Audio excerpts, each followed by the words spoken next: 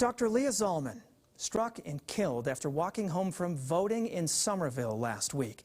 Her husband now talking about the pain and how their children's lives will be changed forever.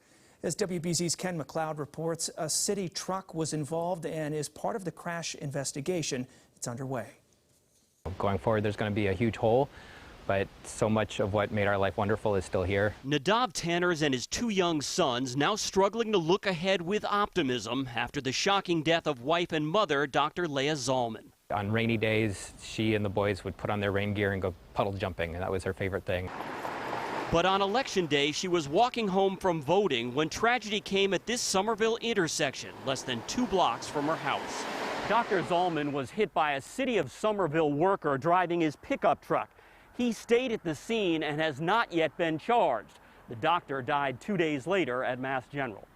But I feel like I'm only just now realizing the impact that her work had on so many people. That work, as both a physician here at the Cambridge Health Alliance and a rising national star in medical research, was laser focused on improving health care for immigrants. A colleague says her brilliance was matched only by her passion. She really just radiated this warmth and caring about people in a way that was really very personal. In fact, she was the driving force behind a soon-to-be-launched research think tank on immigrant health, which will now likely be delayed. But she was just somebody that you really wanted to emulate. She helped everyone around her be better. She was so humble. She'd be so embarrassed to hear people talk about how brilliant she was and how respected she was. 2, 3. Back at home, though, time with sons Eli and Kai was her passion.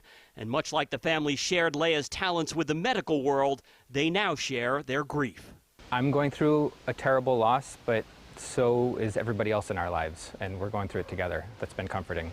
In Somerville, Ken MacLeod, WBZ News.